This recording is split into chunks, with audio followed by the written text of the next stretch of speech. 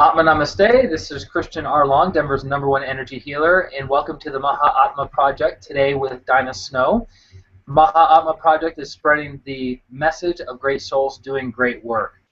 And before I introduce Dinah, I actually came across her in an unusual way. So there's this organization that's the longest running networking group in the entire greater Denver metro area called BHS, Business Honoring Spirituality, where the business owners, the insurance people, the realtors, any kind of small business, solopreneur, professional who has a bend towards spirituality will plug into this group. And to my knowledge, it's the longest running networking group in greater Denver. Over 30 years they've been coming together and having these meetings, and it's really cool. You can have breakfast in the morning, then there's a great speaker, and then people have an opportunity to talk about their businesses and what they do and how well they do it.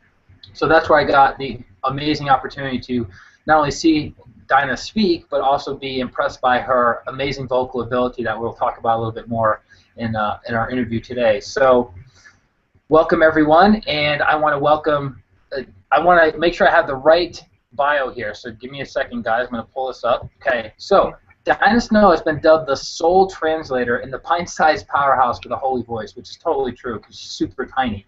She's an award-winning mastery-level certified coach, singer, speaker, and leader, and is the president of the International Coach Federation, the Colorado chapter.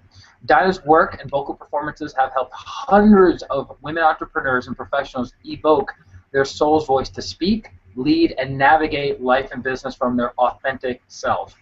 A passion to stand for women's voices being heard and their worth honored. Dinah's private and group coaching programs combine field-tested strategies with intuitive insight, archetypal wisdom, and soul-stirring practices that ignite women to their own power of their voice, to go for what they want while uplifting humanity. So obviously it's a no-brainer why she's being interviewed today. So I want to welcome Dinah to the show. Welcome.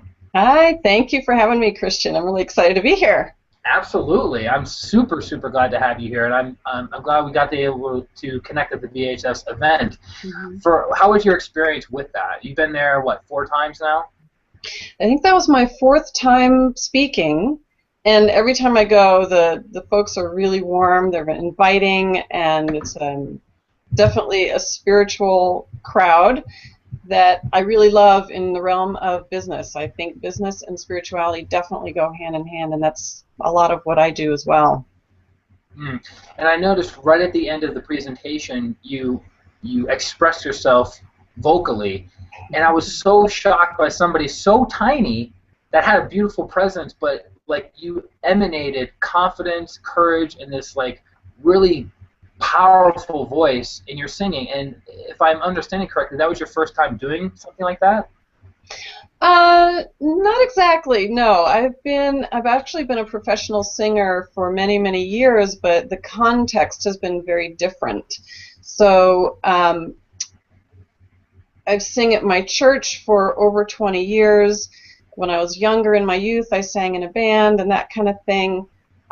Weddings and funerals and whatnot, but this is a new area, relatively speaking, in terms of using my singing and these mantras or chants that come to me, if you will, as a vehicle for helping uplift and inspire and transform the hearts and minds of the people that I'm speaking to. And so I'm doing more and more events and conferences and workshops where I'm the one who comes up and sets the tone for the whole event to be really deep and powerful, and that's really work that I love to do.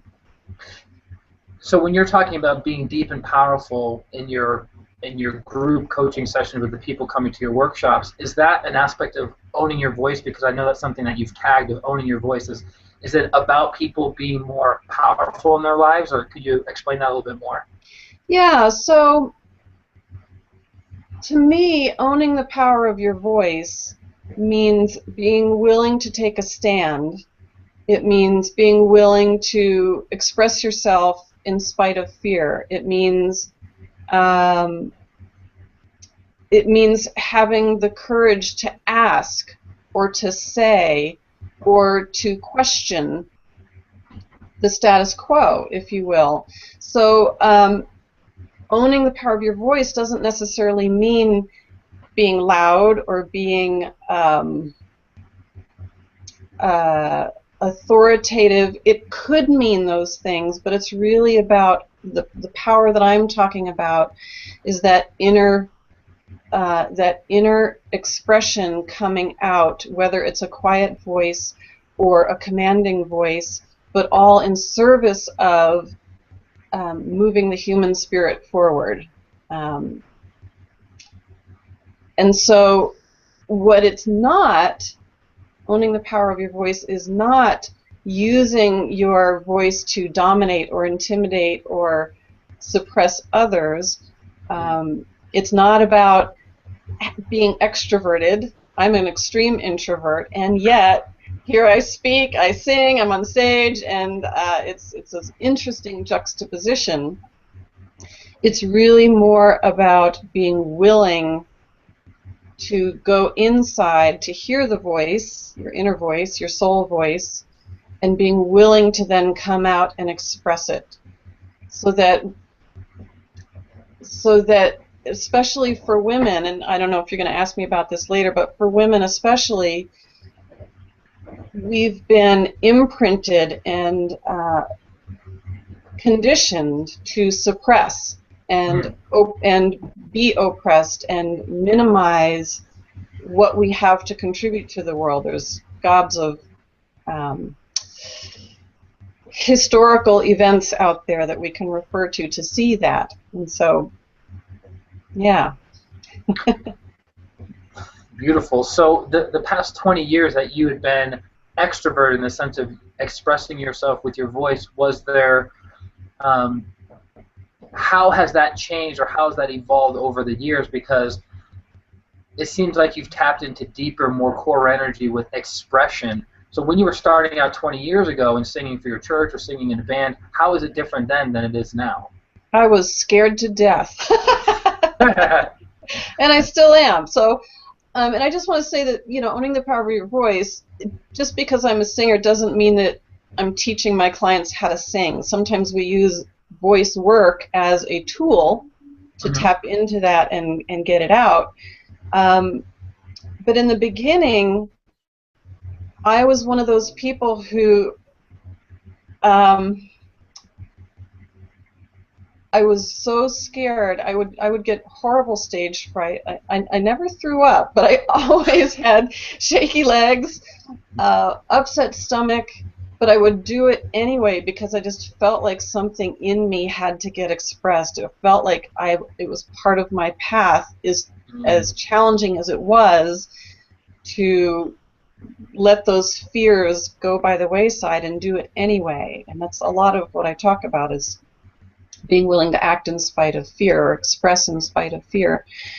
But over time, the more practice I got, the more and more comfortable I got with it. Not that the fear ever goes away from me. There's very few times when I sing or speak when I actually feel no fear. There's always something in there kind of churning and bubbling up. But for me, I now know what it's about and how to use it.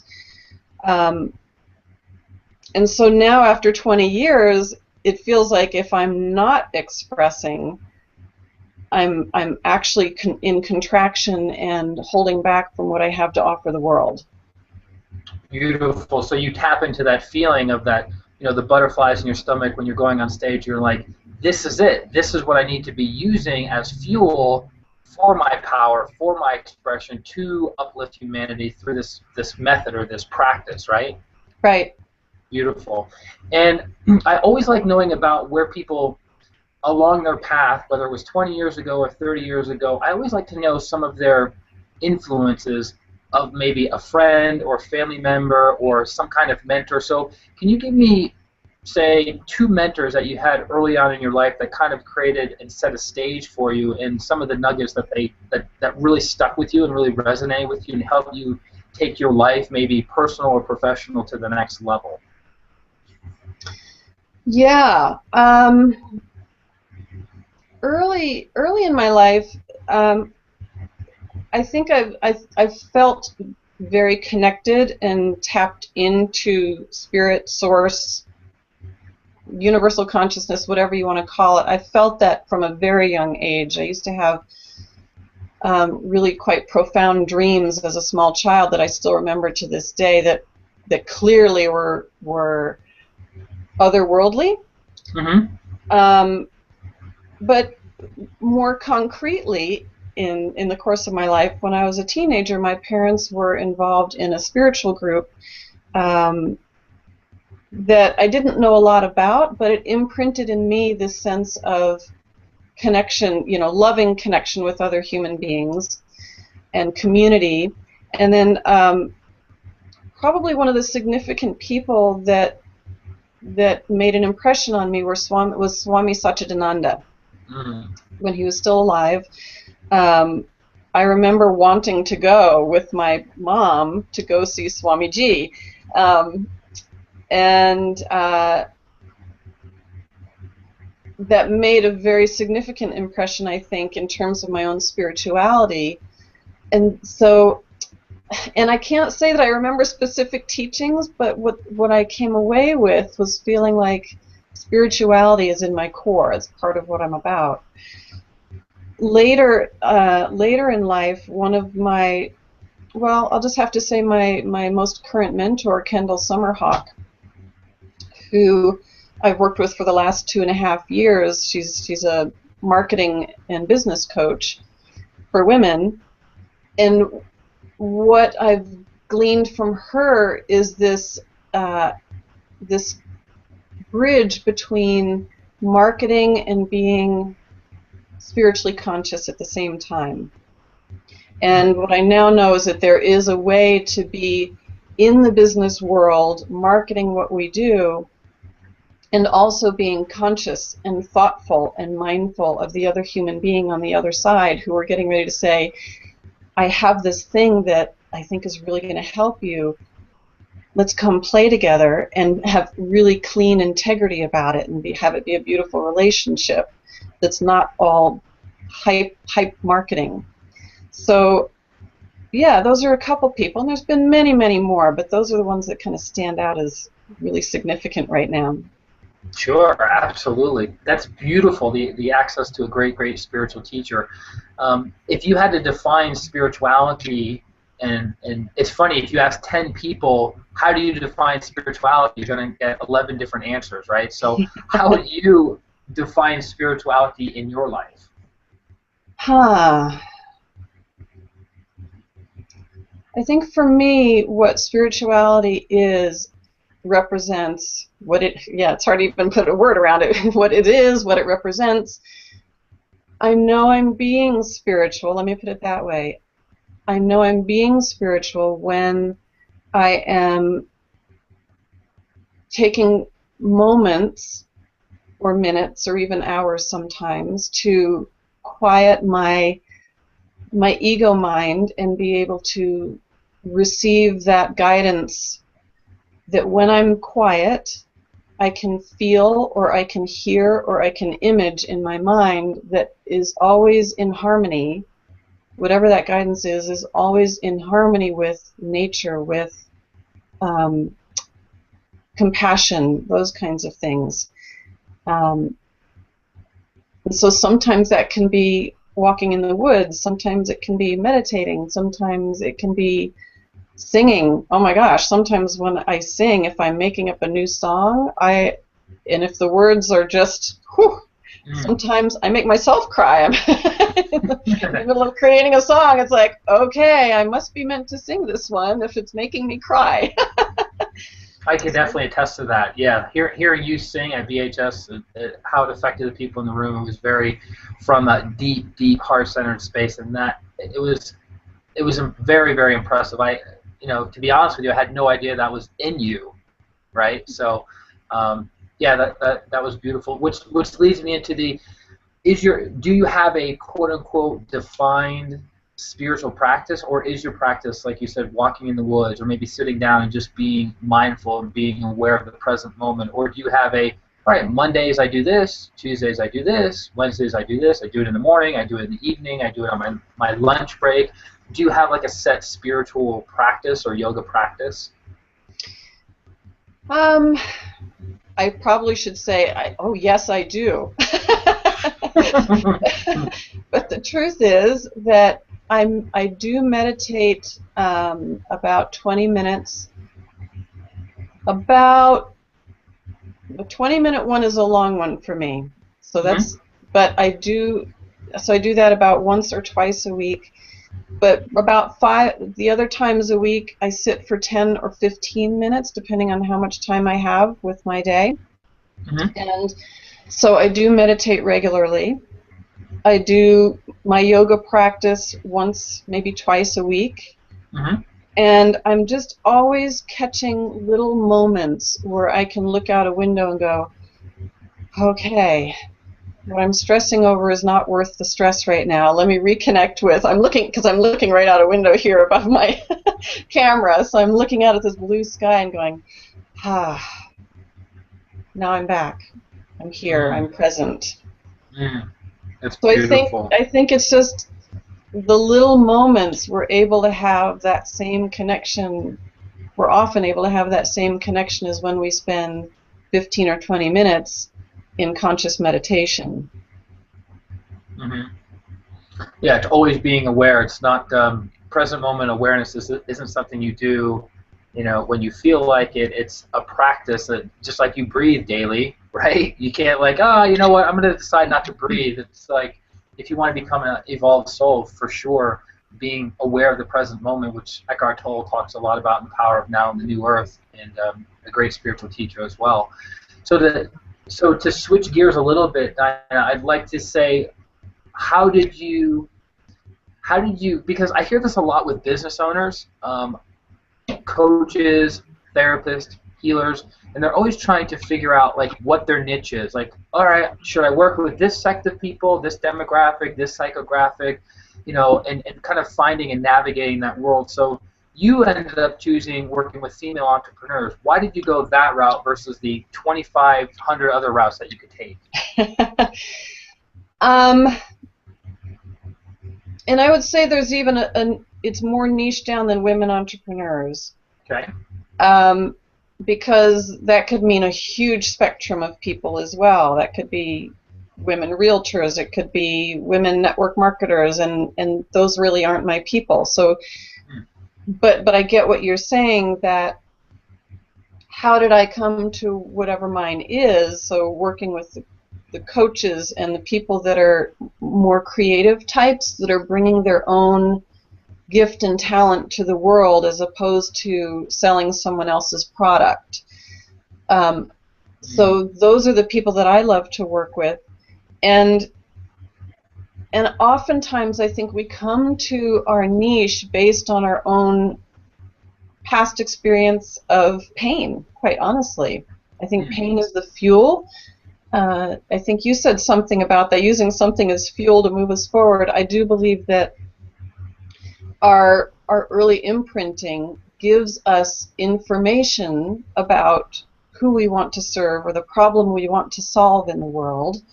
And then our gifts that we come in with, like singing is one of mine.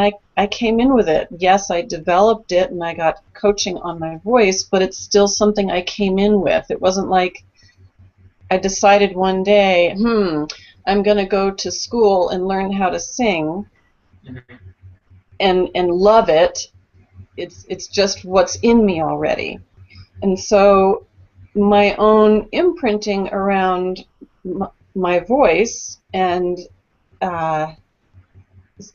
so one of the stories that I came away from childhood with, bless my parents, I think they're awesome people, and had a great childhood overall. And regardless of how great your parents are, there's things you come away with that are like, your owies that you work through in life. And so mine was around keeping my voice small, not speaking up. So I remembered stop whining was one of the things that was told to me a lot. Or if I cried, I was made fun of, that kind of thing, whether it was my siblings or my parents. And so all those things were around expression for me. And what I did was clamp down on it and make myself really small in my early adulthood. And then as life went on, I started working on that and really developing that. Obviously, I've come a long way. But for me, from that experience and from some other experiences I had in my youth, there's two core things that are of utmost importance to me. And these are things that I take a stand for, and that when I'm working with someone, I really encourage them and work with them to help them find their stand, because when you don't know what you stand for, it becomes very difficult to get anyone else excited about what you do. It's when you have that energy and you're fired up about something that's important to you that other people go, yeah, I want to be part of that too. So my two things were that women's voices are heard and that their worth is honored. And between those two things, they inform pretty much everything that I do in my work. And it's always informed my work previously, but even more so now. The older we get, the more we integrate those pieces from our past and just keep evolving them and blossoming them to serve people. So, did that answer your question? I think I might have gotten off on a tangent. No, actually, I think it's great that you were sharing the story of your past, saying sometimes we choose the niche that we work in as business owners because of previous or even childhood suffering, and I'm glad you shared that story. Thank you for opening that up, because I think that's very, very valuable for people, because then people can look back and go, yeah, where was I like suppressed or oppressed, or where was my gifts or my superpowers being crushed by family or by society or by my upbringing or whatever, and then that maybe will spark some interest in them developing it moving forward. And I like how you made that distinction of female entrepreneurs. Your bread and butter of the female entrepreneurs is helping women discover their voices rather than plugging into a system that is already there, and then helping them become better at that system, whether it's network marketing, whether it's being a realtor, whether it's being some kind of traditional business that they didn't necessarily develop on their own. So I really thank you for making that distinction, because that helped me understand where you're coming from better. What would you say in the clients that you've been working with over the years, the biggest challenge or biggest hang-up that they have when they first come to you? They are mired in self-doubt, and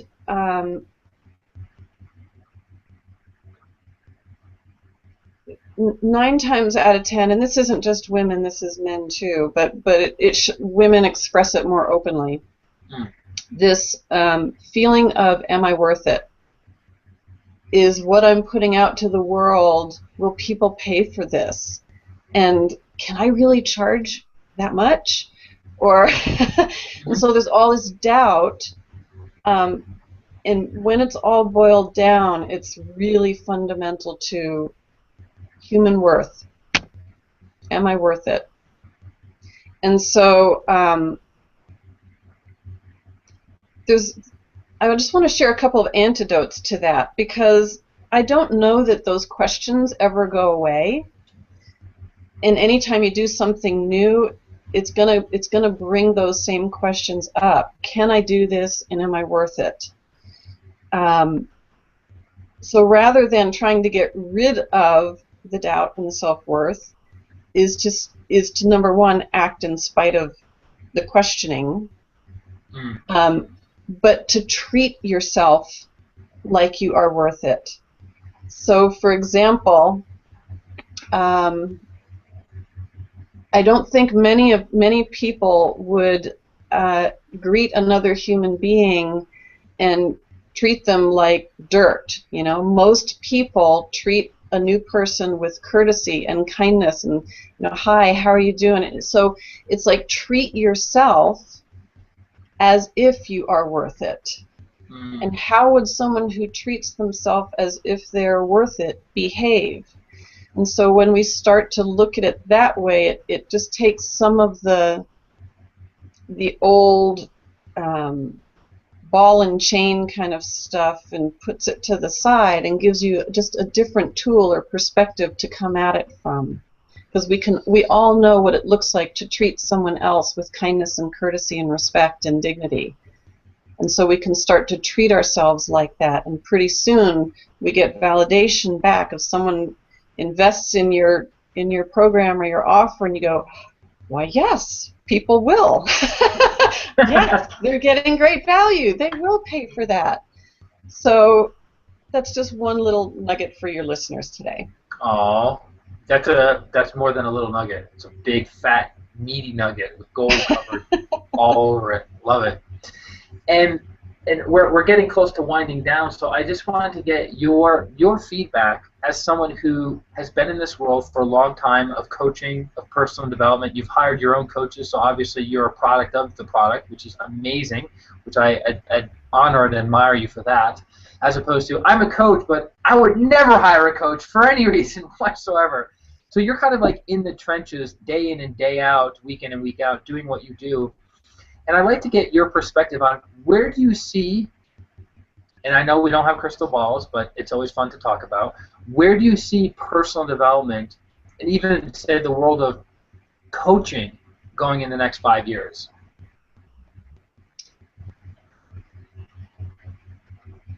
I like to think coaches are going to change the world. Woo-hoo! Yeah! I do.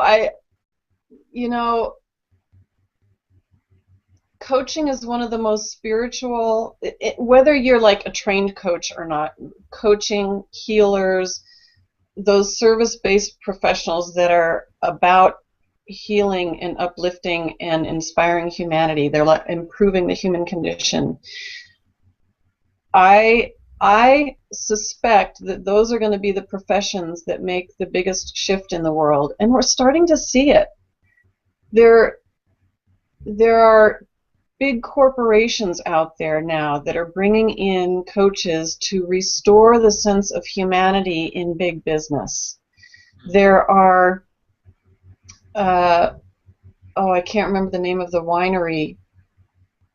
There's a winery out there, a very well-known winery, that now has a whole consciousness approach to how they grow, create, and sell their wines, so that it's in harmony with nature, it's in harmony with human beings, and there's a whole charitable giving component. I think all of those.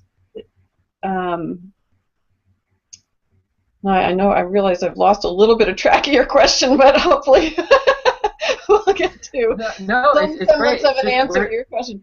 No, it's where do you see personal development going over the next 5 years? And you're saying, hey, coaches, therapists, healers, they're going to change the world. They are going to connect with the CEOs, the COOs, the CFOs who have big influence, and start changing the thought process and changing the mindset of people to benefit companies and benefit millions of people around the world. So keep going. You're nailing it. Right. That's right. So because I think that in this last economic downturn with the Enrons and all that, it's so it's like still palpable in the air that people are getting so done with doing business in a way that is in disservice of humanity. So when people are getting squashed, when we buy services from third world countries where they are taking advantage of child labor and not paying people adequately, and so all those things are starting to shift and pivot. Mm-hmm. And so sorry, there's my cell phone. Because I think more and more people are just feeling like enough is enough. It's time to bring consciousness and humanity back to the business world and our government as well. Oh, I love it. Beautiful. Well said. No longer accepting disservice to humanity. And can I throw in one more thing? Yeah, go ahead. Some of your viewers have probably read The Soul of Money before. If they haven't, I recommend that highly as a great awareness building book in terms of how we relate to money, because these days that whole it's all about me, it's all about how much I get, more and more and more and more and more. The soul of money really brings us back to the heart and the soul of what's enough, how much is enough, and our mindset of scarcity, whether you've got gobs of money or whether you're living in poverty, scarcity consciousness drives so much of our behavior. And so I think to sort of bridge what's next, what do I see coming next, I see it as when each of us take a really close look at how we relate to money, because we're in business to make money, but we're also in business to use the gifts that we've been given in service of others, that we also need to start looking at how much is enough. How big of a house do we need? How much money do we need in our bank account? How much are we saying we can't afford to give, but we're over there buying the BMW instead of giving some to someone who really needs it in a third world country or even in our own country? So I think that's a piece of consciousness that more and more people are waking up to. What's enough? And it's funny you say what's enough. There's the famous movie that came out in '87 called Wall Street, and the protege's character, played by Charlie Sheen, asked his mentor, who was the super successful investor, he said, when is enough enough? And his mentor says, it's never enough. It's a sum, what is it, a zero-sum game, meaning there's a loser and there's a winner with every transaction, and you just play that game for the rest of your life. So it's not about win-win. It's not about collaboration. And obviously the point of the movie is that greed took over and they both ended up going to jail. So kind of interesting. The last takeaway, Dinah, I wanted to ask you is, for a woman entrepreneur or a woman looking to be an entrepreneur that has her voice buried deep inside of her, that wants to express it in a creative method, whether it's through writing, creating her own blog, creating her own product, creating her own service, something that she feels she wants to give back to the world. What is like a really powerful, juicy, meaty nugget covered in gold that you can offer to her right now if she's listening to this?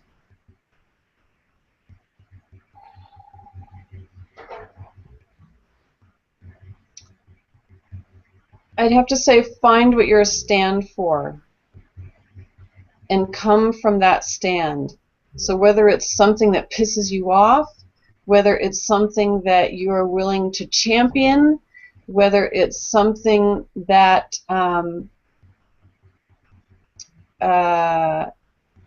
lights you up with excitement, it can be any of those things, but it has to be something.